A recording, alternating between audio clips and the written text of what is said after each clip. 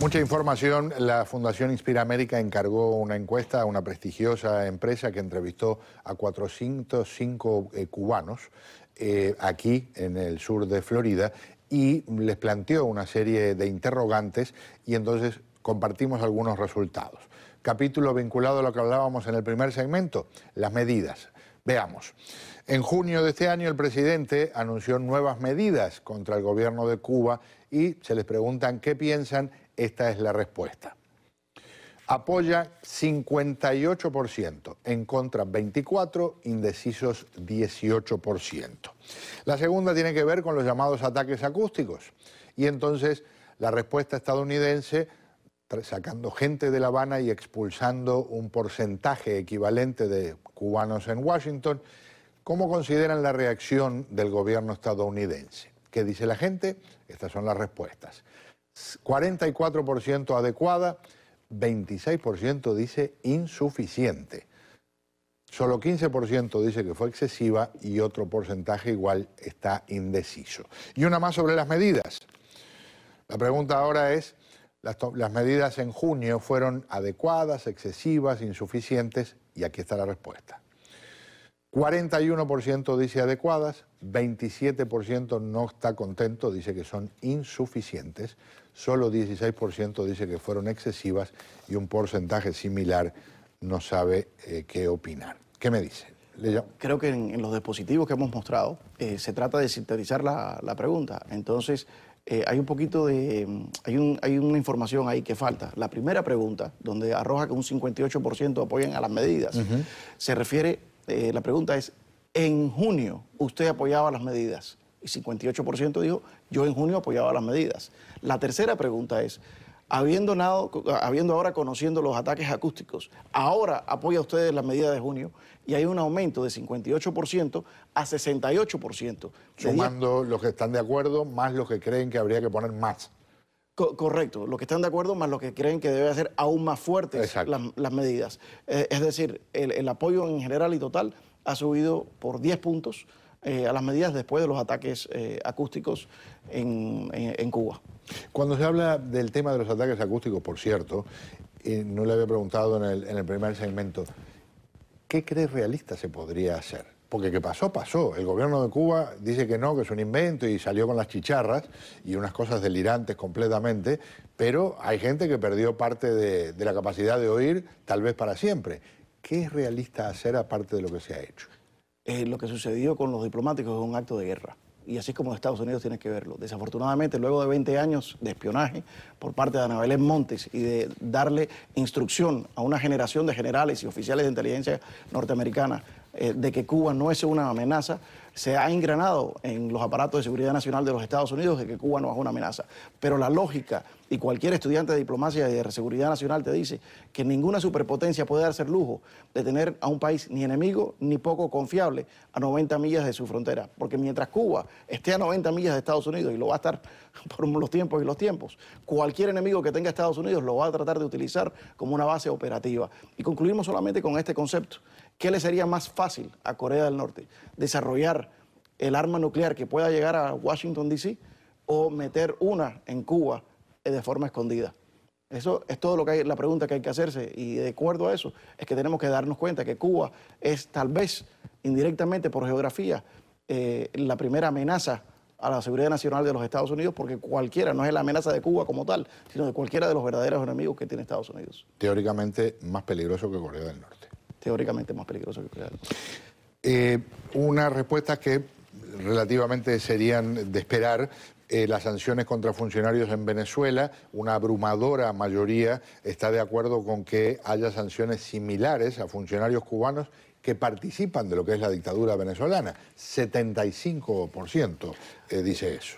Eso va muy ligado a las preguntas sobre migración. Es decir, las sanciones existentes, la gente con todo esto que estamos hablando de empresas en Cuba que quedan por fuera, se olvidan que las sanciones hoy en día del embargo hacia Cuba son más fuertes que la que tenemos contra Venezuela como país.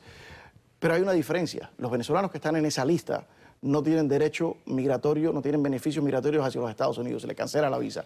En el caso de Cuba no es así. Y ahí es donde van a las preguntas 8, 9 y 10 de la encuesta, donde se le bipartidistamente y abrumadoramente el cubano americano del sur de la Florida dice que cualquier persona que haya participado en actos de represión, en posiciones clave en el gobierno o personas que hayan estado en la policía, la inteligencia, la seguridad castrista, no deben tener ningún tipo de derecho a venir acá a los Estados Unidos. Y eso es muy importante porque hoy en día sí existe una prohibición en contra de personas que han sido miembros del Partido Comunista en los últimos años. Pero el que reparte golpes y pisotea a las damas de blanco, ese no necesariamente tiene un carnet del partido. Claro. Y esa persona igual no merece venir a disfrutar la libertad y el exilio que han creado los cubanos, que en una época ellos mismos pisotearon. Como las mencionó, vamos a adelantarnos un momentito hasta las 8, 9 y 10 para que tengan una idea general de cuál es el espíritu en términos de porcentajes. Aquí, por ejemplo, en términos de cubanos que han cometido violaciones de derechos y otros actos de represión, ¿deben ser elegibles para venir a este país? Y la respuesta es demoledora. 83% dice que no. Sorprendentemente, a mí lo que me sorprendió fue que haya 8% que diga que sí. Correctamente. Es una cosa insólita, porque ¿cómo justificar una barbaridad de ese calibre? Y los porcentajes están en el mismo capítulo en términos de gente que ha trabajado con el régimen cubano, que han trabajado en organismos de policía, militares o de inteligencia. Ahí tienen un ejemplo, 73%. Acá la gente es todavía más suave, 16% dice que sí. Y la otra que tiene que ver con quienes han tenido cargos de importancia en la dictadura, y también la respuesta es contundente, 73-12. Lo más interesante de esos números es que la variación entre republicanos y demócratas no es tanta en esas tres preguntas. Es una variación inclusive de las personas que se afilian como independientes. A mí no me sorprende tanto que haya un 8 o 10% que digan que sí, que se les puede permitir, porque precisamente una de las razones por las que hicimos esto es cuando uno ve la implementación de la política de visas de los Estados Unidos. Los Estados Unidos en el mundo entero tienen un proceso para emitir una visa de turista. Si tú demuestras que quieres irte del país, no eres elegible para una visa. Si demuestras que estás contento y quieres regresar, eres elegible. En los últimos 20 años, esa política en Cuba ha beneficiado desproporcionalmente a las personas que son o a favor del régimen o indiferentes al régimen, que no sufren bajo el régimen y que juegan al sistema. También incluyen, por supuesto, una emigración de exiliados tradicionales. Pero por primera vez, gracias a la implementación de ese sistema, están viniendo personas que desproporcionalmente a la población general cubana representan al gobierno cubano. Y esas personas ya empiezan a ser una minoría acá, por eso es un 8% con esas cifras. Redondeo con dos que tienen que ver con los medios de comunicación. Una con TV y Radio Martí. Se plantea si se debe seguir como hoy o se deben mejorar las transmisiones de radio y televisión Martí, incluyendo agregar una señal de satélite que no pueda ser bloqueada por la dictadura. ¿Qué piensa el público? 68% apuesta a que se mejore, 17%, o sea que la proporción es 4-1, dice que se debe quedar igual, 15% no opina. Bueno, la política de radio y televisión Martí es extremadamente importante. Cuando Jorge Mascanosa, el exiliado más poderoso de los tiempos recientes, creó la Fundación Nacional Cubano-Americana y el presidente Reagan le preguntó ¿qué es lo primero que quieres hacer? Dice, implementar radio y televisión Martí. Desafortunadamente en esa época la tecnología no estaba tan adelantada y el gobierno cubano podía bloquear esa señal. Hoy en día existe la tecnología para que esa señal llegue por toda Cuba, en cada hogar cubano, como lo ideó Jorge Mascanosa. Lo que no existe y lo que no ha existido en los últimos 8 años es la voluntad política para hacerlo. No se quería hacer, e incluso despidieron en Radio y Televisión Martí a la persona encargada de distribuir la señal en Cuba para no crear roces, así dijeron roces, con el gobierno castrista.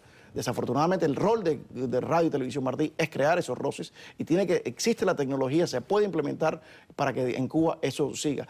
Que nos lleva al propósito de la encuesta. Ni lo de Radio y Televisión Martí, ni lo de las visas, ni siquiera lo del intercambio cultural estuvieron en estas medidas. Ese es el próximo campo de batalla. Todas estas medidas son algo que empezamos a trabajar a principios del año con el congresista Carlos Curbelo y lo dejamos a un lado para que se pudieran concentrar las energías y el trabajo de Cuba sobre estas medidas que salieron hoy. Pero lo próximo a trabajar son estas cuestiones. Y por eso queríamos hacer esta encuesta, para que los líderes electos, tanto en el Congreso como en la Casa Blanca, vean cómo sienten los votantes, que al fin y al cabo es a quien le deben ellos esa responsabilidad. Y lo hicimos por eso con una encuestadora como Survey USA, que no se trata de una encuestadora local, ni se trata de las encuestadoras como las que han visto en algunas universidades locales, que tienen solamente una encuesta al año con respecto al mismo tema y son financiadas por intereses que lo que quieren es precisamente ese acercamiento a la dictadura castrista. No, la encuestadora Survey USA tiene una mejor calificación